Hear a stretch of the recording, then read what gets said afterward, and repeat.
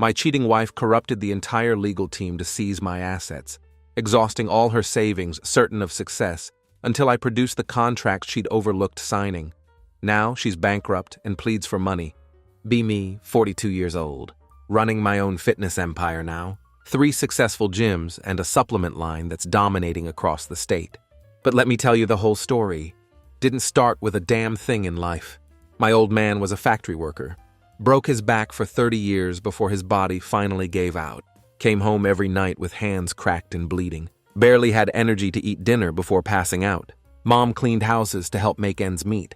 Rich people's houses. She'd see all the nice shit we could never afford. Grew up in this small town in Ohio. Most people just settled for whatever job they could get after high school. College wasn't even on the radar for most kids I grew up with. That wasn't going to be me, though. No fucking way. Remember telling my dad when I was 15 that I was going to own my own business someday. He just looked at me with these tired eyes. Said, "That takes money, son, and money ain't something we got." Wasn't meant to be discouraging, just reality from his perspective. Busted my ass through high school, got decent grades while playing linebacker on the football team.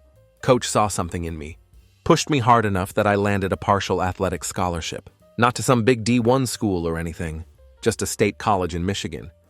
But it was my ticket out. Even with the scholarship, I was broke as fuck. Worked security at bars and campus events at night. Needed to pay for what the scholarship didn't cover. Sometimes I'd work until 3 a.m. Crash for a few hours, then drag my ass to morning practice. Teammates would bitch about being tired after partying all weekend. I'd just laugh. These privileged assholes had no clue what tired really was. After graduation, I landed a job as a personal trainer. Worked at this corporate gym chain. Pay was absolute garbage. Basically minimum wage plus commission on training packages. But I was learning the business from the inside. Figuring out what worked and what didn't. Lived in this shitty studio apartment. Just had a bed, a weight bench, and protein powder in the cabinets. No social life. No fancy shit. Every extra dollar went straight into my savings account. Kept a notebook where I wrote down everything I observed about the gym business. Which equipment broke down most often. Which classes brought in the most people. How the sales team closed deals. What the profit margins were on supplements versus training packages. The corporate managers thought I was just some meathead trainer, but I was basically getting a free MBA in fitness business management. By 29, I had about $47,000 saved up. Not enough to open a gym outright, but enough for a down payment on a small business loan. Found this rundown strip mall on the edge of town in Indiana. Rent was dirt cheap because half the stores were vacant. Signed a 3-year lease on a 3,000 square foot space. Took out a $165,000 loan. Maxed out 2 credit cards buying mostly secondhand equipment. Iron Pulse Fitness opened with zero fanfare. Just a banner I designed myself at a local print shop. And some flyers I handed out at the community college.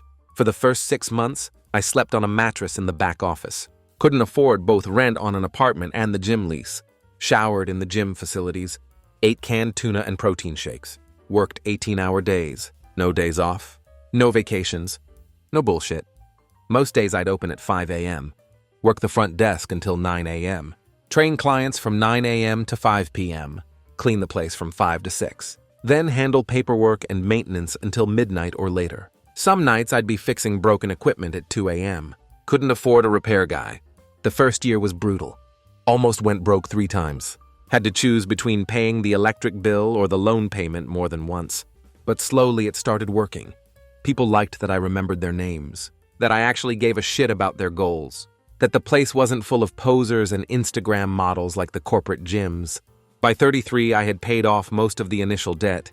Had enough steady members that I could hire 2 part-time employees. By 36, I had enough cash flow to open a second location in a better part of town.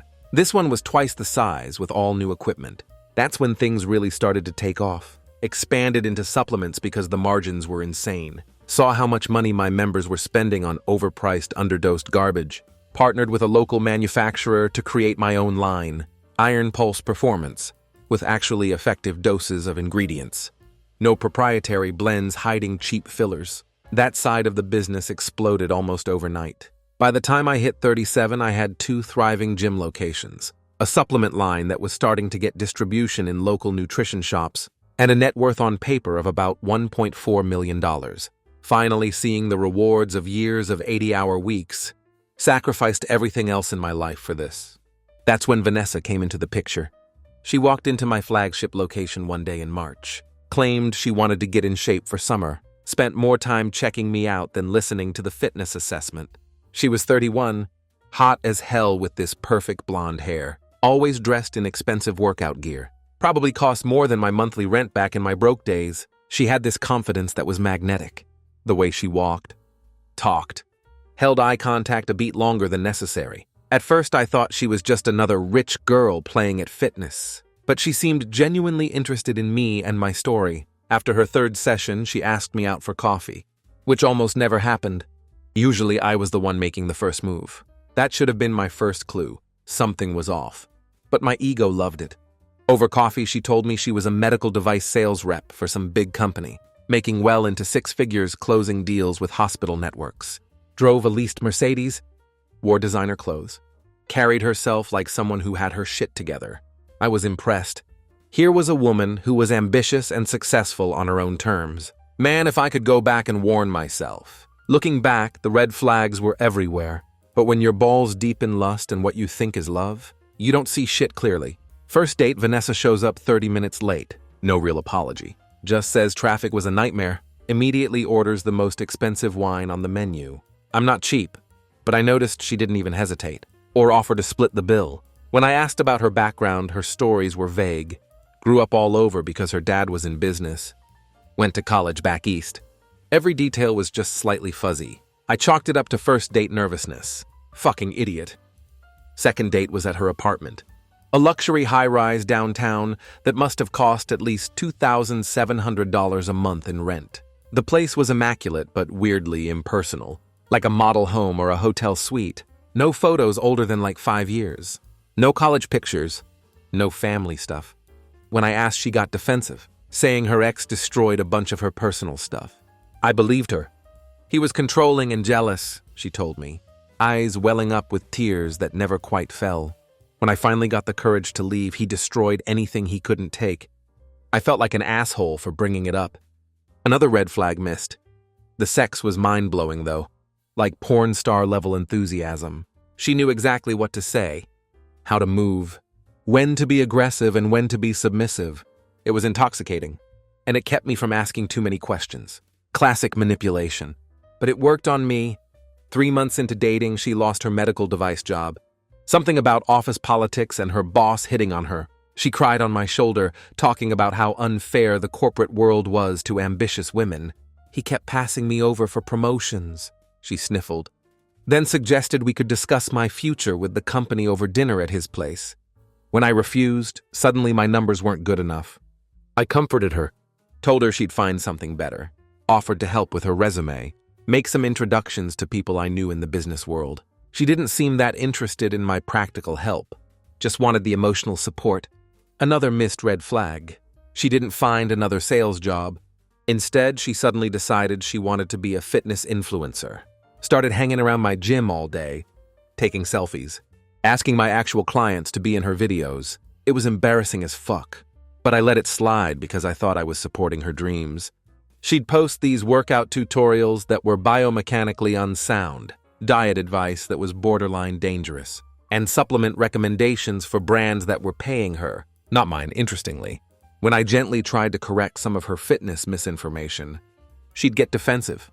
Not everyone wants to be a bodybuilder, Ethan, she'd snap. My name is Ethan now, not Jason. Regular women want advice from someone who looks like me, not some jacked gym bro.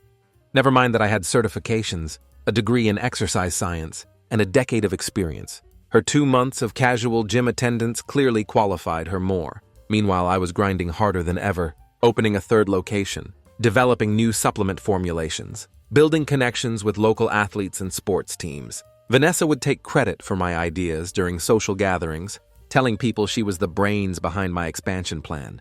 Ethan has the fitness knowledge, but I'm helping him scale the business, she'd say, to my friends, investors, and business contacts. I'd watch her do this and think she's just proud of me, like a complete dumbass.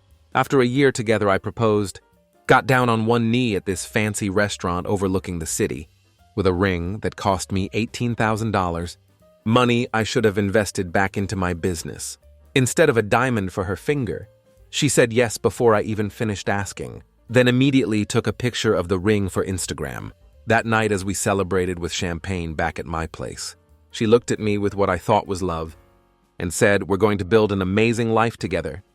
I didn't realize until much later that in her mind, we meant me doing all the work while she spent the rewards. By the time we got engaged, I was pulling in serious money. The 3 gyms were generating about $1.3 million annually in profit, and the supplement line was taking off online. I'd also invested in some commercial real estate, a small office building, and a warehouse space that I rented out. All told, my net worth was pushing $3.8 million. I wasn't born yesterday. Told Vanessa we needed a prenup. Holy fuck, did she lose it. Threw a glass against the wall, screamed that I didn't trust her, that I was planning for divorce before we even got married. The whole performance was Oscar-worthy. "If you really loved me, you wouldn't ask me to sign away my rights," she screamed, mascara running down her face. "What rights?" I asked, genuinely confused. "The right to take half what I built before I even met you." "That's not the point," she shrieked, grabbing her purse and heading for the door. "The point is that you're treating me like some gold digger instead of your future wife." I stood my ground. "This isn't about love, it's about business. Everything I built before you stays mine. Everything we build together, we split. That's fair." "Fair?" she laughed. This bitter, scary laugh. "You know what's not fair? Me giving you the best years of my life, supporting your dreams, only to be treated like I'm nothing to you." The best years of her life comment was rich, considering we'd been dating for 12 months, most of which she'd spent unemployed, and living in an apartment I was now helping her pay for, since her savings had mysteriously dried up after her job loss. She refused to speak to me for a week, stayed with a friend, found out later it was an ex-boyfriend, ignoring my calls. Then she came back acting like she'd made this huge sacrifice by agreeing. "I'll sign your stupid prenup, but only because I know our marriage will last forever," she said, like she was doing me this massive favor. "But I want it to be fair. I don't want to be left with nothing if something happens." I agreed to that. It should be fair, hired a top-tier lawyer to draft the agreement. It protected my gyms, the supplement business, my real estate investments, and my personal savings. But I wasn't a complete hard-ass. Included a clause that would give her a one-time payment of $55,000 if we divorced, regardless of circumstances, plus $2,500 per month for each year. We were married up to a maximum of 5 years. I also specified that any assets or wealth we built together during the marriage would be split 50-50. I even paid for her to have her own lawyer review it, making sure everything was by the book. Her lawyer actually negotiated some decent terms, increasing the monthly support to $3,500 per month, and adding a clause that if I cheated, the prenup would be invalidated. I was fine with that since I had zero intention of cheating, after some back and forth, where her lawyer actually got me to make some adjustments in her favor. She signed it. I didn't know then that she was already plotting how to break it. The wedding was exactly what you'd expect. Over-the-top Instagram, worthy and expensive as fuck. $92,000 down the drain for a single day of her playing princess. She had a minor meltdown when the flower arrangements were the wrong shade of white. Apparently that's a thing. And made the wedding planner cry. I should have run right then. But sunk cost fallacy is a bitch. First year of marriage, things seemed good on the surface. I was expanding the supplement line into more stores, even getting some local athletes to endorse it. My gyms were packed, and I was working on plans for a 4th location. Vanessa had given up on the fitness influencer dream, after realizing it required actual work and consistency. Now she announced she was going into business consulting. What the fuck did she know about business consulting? Absolutely nothing. But she spent thousands on a website, business cards, and networking events. She landed exactly 0 clients. "These people just don't recognize talent," she complained after another failed pitch meeting. "They're intimidated by a strong woman with innovative ideas." The innovative ideas I saw in her PowerPoint presentations were basic concepts copied from business books and YouTube videos, repackaged with fancy fonts and stock photos. When I suggested she might need some actual business experience or education first, she accused me of not being supportive. "You just don't want me to be successful," she snapped. "You like having me dependent on you." By year 2, my income had nearly doubled. We moved into a bigger house in the best neighborhood in town. 5 bedrooms, pool, home gym, that I personally designed with $55,000 worth of professional equipment. I bought her the Audi SUV she'd been drooling over. Life was good, or so I thought. That's when her entitlement went into overdrive. She joined this country club using my money and started hanging out with these rich housewives who didn't work, but spent their husband's cash like it was going out of style. Suddenly, my hard-working wife was posting Instagram stories from spa days, champagne lunches, and shopping sprees. One day I checked our joint account and nearly had a heart attack. She'd spent $25,000 in a single month, designer clothes, a girl's trip to Las Vegas, Botox, and a $5,500 handbag. When I confronted her, she looked at me like I was speaking another language. "What's the problem? You can afford it?" "That's not the point," I said. "We didn't discuss any of this." "Discuss?" She actually laughed. "I'm your wife. Your success is my success. I shouldn't have to ask permission to enjoy what we've built." What the actual fuck? This woman hadn't contributed a dime to my businesses. She'd never even worked a full shift at any of my gyms. But in her mind, she was entitled to everything I'd built before and during our marriage. I suggested we set up a budget. A generous one, but still a budget.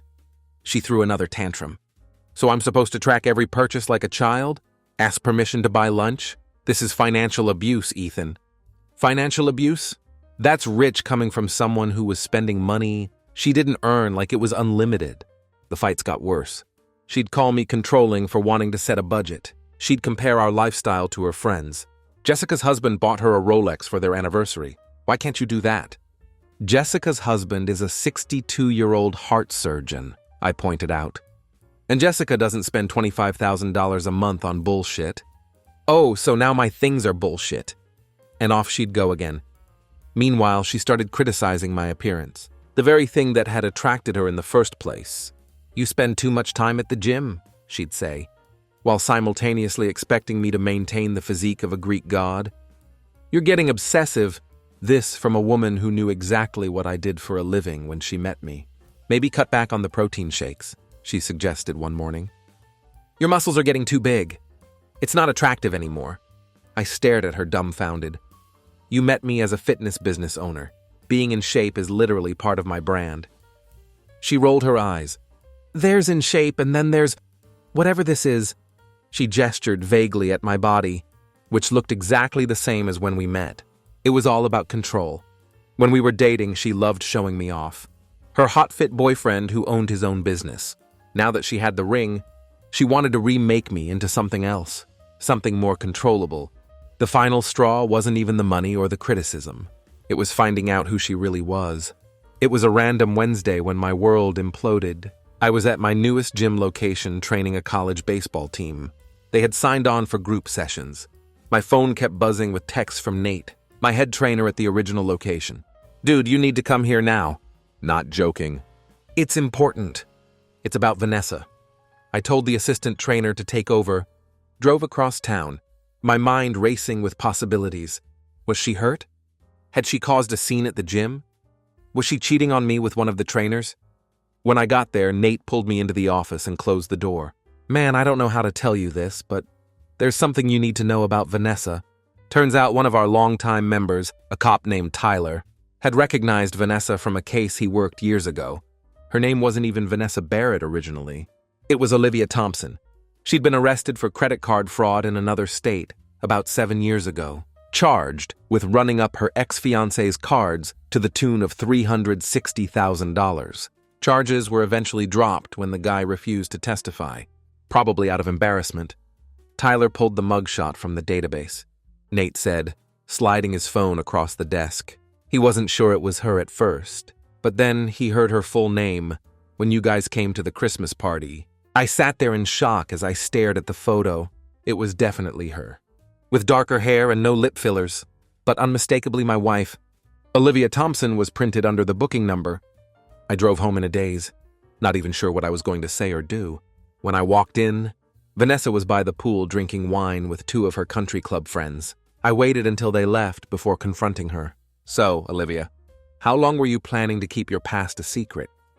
The color drained from her face. For once, she had no quick comeback. No tantrum. No tears. She just stared at me. Tyler Sullivan recognized you. Remember him? Retired cop who trains at my gym? She whispered. Then the lies started pouring out. How she'd made one mistake with her ex. How she'd changed her name to escape an abusive past. How she didn't tell me because she was afraid I wouldn't understand. He was controlling, she said, tears finally coming. He set me up, made it look like I was spending his money without permission. But he approved everything, then he changed his story when he got mad at me for leaving him. I might have believed her, if I hadn't already called her previous employer during my drive home. Turns out she wasn't fired because of office politics. She was fired for falsifying expense reports and using the company credit card for personal purchases. They didn't press charges because it was under $5,000 and not worth the hassle. And the medical device company, I asked? The one that fired you for rejecting your boss's advances? She blinked rapidly. What about it? I just got off the phone with their HR department. There's no record of you ever working there. Another lie to explain why she had no real income when we met. Just like the fitness influencer and business consultant careers that never materialized. It had all been bullshit from day one. I slept in the guest room that night, trying to process everything. The next morning, she acted like nothing had happened. Made breakfast. Talked about some charity event she wanted to attend. When I didn't engage, she finally looked at me and said, "Are we really going to let my past ruin our marriage?" That's when I noticed her phone on the counter buzzing with a text. The preview showed, "Last night was amazing. When can you get away again?" I grabbed the phone before she could. The text was from Trainer Dom. We didn't have a trainer named Dom at any of my gyms. Scrolling through their messages made me physically sick. This had been going on for months. My wife was fucking some personal trainer from her country club. While spending my money and living in my house, there were hundreds of messages. Plans to meet at hotels when I was stuck at work. Complaints about me and my obsession with the gyms. Even discussions about how much money she could get from me in a divorce. "Don't worry, babe," she had texted him 2 weeks earlier. "When I leave him, I'll get at least half of everything. His business is worth millions now. The prenup is shit. My lawyer says we can easily break it." I set the phone down and looked at her. "Pack your shit. You have until tomorrow to get out." "You can't do that. This is my house too." "Actually, I can. The house is in my name only. Check the prenup you signed." "Fuck your prenup. I'll take you for everything you've got." I just laughed. "Good luck with that, Olivia." She tried to slap me, but I caught her wrist, not hard, just enough to stop her from hitting me. She immediately turned on the waterworks. "You're hurting me! Let go of me!" she screamed. Loud enough for the neighbors to hear, I released her instantly and stepped back, suddenly understanding the game. "Nice try, but the security cameras I installed last month caught all of that." I pointed to the small camera in the corner of the kitchen ceiling. "And everything is backed up to the cloud. So if you try to claim I abused you, I have proof that it's bullshit." Her face contorted with rage. The mask completely dropped. This wasn't the cute, supportive woman I'd fallen for. This was someone else entirely. Cold, calculating, and furious that her scam had been exposed. "You'll regret this," she hissed. Storming upstairs to presumably pack her things, I immediately called my lawyer. Vanessa or Olivia, whatever, didn't leave quietly. She hired this scumbag lawyer who specialized in breaking prenups. Their whole strategy boiled down to 2 claims. She signed under duress, and she had significantly contributed to the growth of my businesses during our marriage. My lawyer, best money I ever spent, was a 64-year-old divorce attorney who'd seen every trick in the book. When I showed him the evidence of Vanessa's identity fraud and the text messages, he just nodded and said, "This will work in our favor. Don't worry. First things first," he said, leaning back in his leather chair. "We need to secure your assets. She's already tried to withdraw $58,000 from your joint account. Thankfully, I'd put a freeze on the account the day I confronted her. She'd managed to take $6,000 before the freeze went through, but it could have been much worse. My lawyer advised me to change all my passwords, secure my business documents, and alert my business partners and managers about the situation. She might try to cause trouble at your gyms or with your suppliers. People like this often try to damage what they can't have." He was right. 2 days later, she showed up at my flagship gym, screaming about how I'd abused her and stolen her ideas. Nate had to escort her out while she made a scene in front of my members. He got it all on the security cameras, which came in handy later. The first court date was for temporary support while the divorce proceeded. Vanessa showed up looking like a damn Sunday school teacher. Conservative dress, minimal makeup, hair pulled back. Gone was the designer wardrobe and flashy jewelry. She was playing the part of the modest wronged wife. Her lawyer painted this picture of her as the supportive spouse, who sacrificed her own career to help build my fitness empire. He claimed she deserved temporary support of $28,000 per month, plus continued use of the house. When my lawyer stood up, he was surgical. Your Honor, before addressing the financial requests, I believe the court should be aware that the petitioner has committed identity fraud. He presented the evidence of her name change, which she had never legally processed, and her prior arrest record. Furthermore, Mrs. Hayes entered into the marriage under false pretenses, hiding her criminal history and termination for theft from her previous employer. Vanessa's face went white. Her lawyer started whispering frantically to her. As for her contributions to my client's businesses, my lawyer continued, we have documentation showing that not only did she not contribute, but she actually damaged his brand reputation on several occasions. He presented screenshots of negative reviews from gym members, complaining about Vanessa's behavior, her unauthorized fitness classes she tried to run, and testimony from my employees about her disruptive presence. The judge, an older woman with zero patience for bullshit, looked directly at Vanessa. Mrs. Hayes, did you disclose your criminal history to your husband before marriage? Vanessa stammered something about difficult circumstances and deserving a fresh start. The judge cut her off. That's a yes or no question? No, Your Honor. And did you legally change your name from Olivia Thompson to Vanessa Barrett? Another pause. Not officially, Your Honor. The temporary support hearing ended with Vanessa getting a whopping $2,200 per month. For 3 months. Just enough to rent a basic apartment, and zero access to the house, my businesses, or any other assets.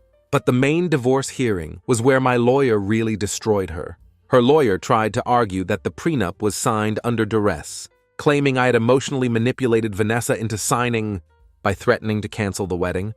My client was deeply in love and felt she had no choice, but to sign a document she didn't fully understand, her lawyer argued. While Vanessa dabbed at non-existent tears with a tissue, my lawyer calmly presented the prenup, complete with modifications requested by her lawyer, proof that I had paid for her independent legal counsel, and the fact that it was signed 4 months before the wedding, plenty of time to back out. Then came the hammer blow. My lawyer had found social media posts where Vanessa herself had bragged about the prenup. She'd posted this whole thing about being financially savvy, and how smart modern women protect themselves with prenups too, complete with a photo of her signing the document, smiling. Your Honor, it's difficult to claim duress when the petitioner was publicly celebrating the very document she now claims was forced upon her, my lawyer said, displaying the Instagram posts on the courtroom monitor. Her lawyer's face when those screenshots appeared was priceless. He clearly hadn't known about these posts. Vanessa hadn't told him, probably assuming they'd been deleted and forgotten. When they tried the contribution to the business angle, my lawyer presented financial records showing that instead of contributing, Vanessa had actually cost my businesses money. Records of her unauthorized promotional events that I had to cancel and refund. Documentation of clients who left because of her behavior. Testimony from my business manager about her attempts to access company accounts without authorization. Furthermore, Your Honor, my lawyer continued, we have evidence that the petitioner was planning to break the prenuptial agreement long before any marital difficulties arose. He presented the text messages, where she told her affair partner about her plans to get half of everything, and that the prenup was shit. Vanessa's lawyer tried to object, claiming the text messages were obtained without consent. But the judge overruled him. The messages were on a phone paid for by the respondent under a family plan in his name. There is no expectation of privacy in this circumstance. By the end of the day, the judge upheld every single provision of the prenup. Vanessa would get nothing beyond what was specified in the agreement. A one-time payment of $55,000 and the temporary support of $2,200 a month for 3 months. The judge also issued a restraining order, preventing Vanessa from coming to any of my business locations. After seeing the video of her meltdown at my gym, Mrs. Hayes, the judge said, looking directly at Vanessa, The court takes a very dim view of identity fraud, attempts to circumvent valid legal agreements, and especially of using false allegations of abuse as a litigation tactic. Consider yourself fortunate that your ex-husband is not pursuing criminal charges. As we left the courthouse, Vanessa tried one last manipulation, tears streaming down her face. She grabbed my arm and whispered, "I still love you, Ethan. We can work this out. I made mistakes, but I never stopped loving you." I just looked at her and said, "I don't even know your real name." She switched instantly from sad to furious. "You think you've won? This isn't over. I know things about your business, things that could hurt you." My lawyer, overhearing this, stepped in. "That sounds suspiciously like blackmail, Mrs. Hayes. Would you like to clarify that statement for the record?" She stormed off, her discount lawyer trailing behind her, looking defeated. The divorce was finalized 3 months later. Vanessa got her $55,000 payout from the prenup, and the temporary support ended. I kept the house, all 3 gyms, the supplement business, the real estate investments, and my personal accounts, what Vanessa didn't realize until it was too late. She was also responsible for all the debt she'd racked up in her name during our marriage, about $920,000 spread across 6 credit cards, plus the lease on her Audi that she couldn't afford to maintain. I heard through mutual friends that she moved into a shitty 1-bedroom apartment on the bad side of town. The country club friends disappeared instantly once she couldn't afford the membership. The $55,000 disappeared fast, probably paying off some of the debt and maintaining appearances as long as she could. After the divorce, I threw myself into work, opened a 4th gym location, expanded the supplement line, and even launched a fitness app that was bringing in serious subscription revenue. I was making more money than ever, partly because I wasn't hemorrhaging cash supporting Vanessa's lifestyle. The real karma hit about 6 months later. My supplement line got picked up by a national distributor, and I was featured in a fitness industry magazine as Entrepreneur of the Year. The article included photos of my newest gym location, a 28,000 square foot state-of-the-art facility with a recovery spa, nutrition bar, and pro shop. The business was now valued at around $9 million. One night I was at a restaurant with Natalie, the woman I'd recently started dating, a sports physical therapist who actually had her own practice, a real businesswoman with her own money, when my phone buzzed with a text from an unknown number. "Ethan, I miss you. Can we talk? I've been doing a lot of thinking." I showed Natalie the text and explained who it was from. We both laughed and ordered another round of drinks. 2 weeks later, I got an email from Vanessa's account. It was pathetic. "I'm really struggling right now. I can't find a decent job because of the credit checks. My car got repossessed last week. I know we had our problems, but I was always your biggest supporter. I'm not asking for much, just a loan to help me get back on my feet. Maybe you could even use a consultant for your new locations. I have a lot of ideas that could help your business. Please, Ethan, I'm desperate." I didn't respond. A week later, another email. "Ethan, please, I'm desperate.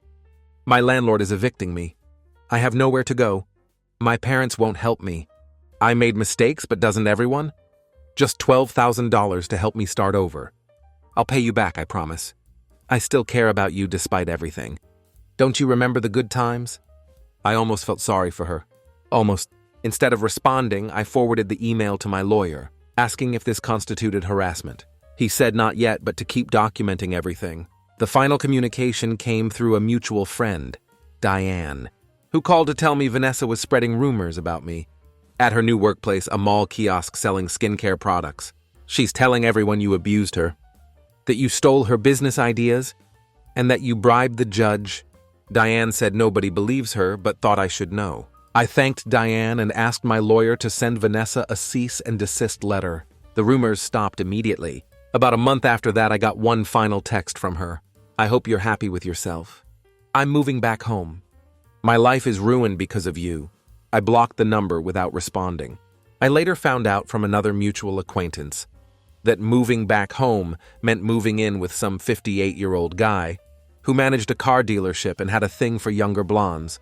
Apparently, she met him while desperate to finance another car. After her Audi got repossessed, from what I heard, she was already talking about marriage. After just a few weeks of dating, poor bastard had no idea what was coming. The lesson? Protect what you build, always get a prenup. And if someone shows you who they really are, whether it's a fake name, a history of fraud, Or just a shitty entitled attitude. Fucking believe them the first time. Oh, and the best part? I found out recently that trainer Dom from the country club, the guy she was cheating with, he was married too. His wife found out about the affair around the same time I did, and took him for everything. No prenup in their case. Karma's a bitch, just like my ex-wife.